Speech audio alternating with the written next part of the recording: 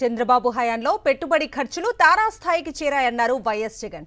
ఎరువులు సైతం రైతులు బ్లాక్ మార్కెట్లో కొనుగోలు చేసే పరిస్థితులు తీసుకువచ్చారని తెలిపారు. వైఎస్ఆర్సీపీ హయాంలో క్రమం తప్పకుండా పెట్టుబడి సాయం అందజేశామని గుర్తు చేశారు. అన్నదాత సుఖీభవతో మొదటి ఏడాది 20,000 ఎగ్గొట్టారని, రెండో ఏడాది 10,000 ఇచ్చి చేతులు దులుపుకున్నారని విమర్శించారు వైఎస్ జగన్. 40,000 ఇవ్వాల్సిన చోట 10,000 ఇచ్చారని వైఎస్ జగన్ మండిపడ్డారు. చంద్రబాబు నాయుడు గారు పుణ్యాన చంద్రబాబు నాయుడు గారి హయాంలో పెట్టుబడి ఖర్చులు తారాస్థాయికి పెరిగాయి.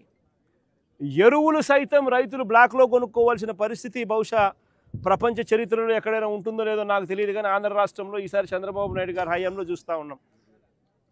ఎరువులు సైతం బ్లాక్లో కొనుక్కోవాల్సిన పరిస్థితులు మొట్టమొదటిసారిగా చూస్తూ ఉన్నాం. మరోవైపు పెట్టుబడి ఖర్చులు పెరిగాయి.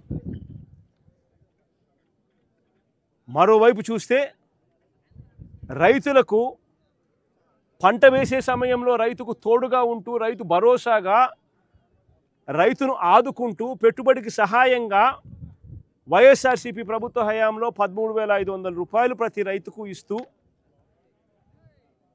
రైతు పంట వేసే సమయంలో పెట్టుబడికి సహాయంగా ఆ డబ్బులు ఇస్తూ, క్రమం తప్పకుండా ఆ డబ్బులు పంట వేసే సమయంలో ఖచ్చితంగా ఖరీఫ్ మొదలయ్యే సమయంలో మే జూన్లోనే 7,500, మళ్ళీ పంట కోసే సమయంలో అక్టోబర్లో మరో 4,000 రూపాయలు, మళ్ళీ సంక్రాంతికి మరో 2,000 రూపాయలు, క్రమం తప్పకుండా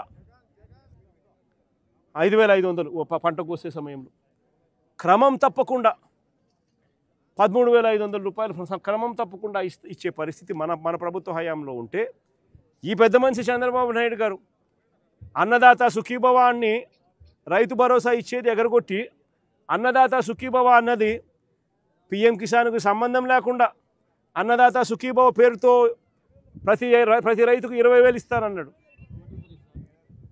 ఒక సంవత్సరం దాటి ఫస్ట్ ఇయర్ 20,000 ఎగరగొట్టేశాడు. రెండో సంవత్సరం మళ్ళీ 20,000 ఇవ్వాల. ఈ రెండేళ్ళు కలిపి 40,000 ఇవ్వాల్సిన చోట కేవలం 10,000 రూపాయలు మాత్రం ఇచ్చి 30,000 రూపాయలు రైతుకు ఎగరగొట్టిన పరిస్థితుల్లో, మోసం చేసిన పరిస్థితుల్లో రైతు ఇవాళ వ్యవసాయం చేస్తూ ఉన్నాడు. సో రైతులకు పెట్టుబడికి డబ్బులు లేవు, ఉచిత పంటల బీమా లేదు,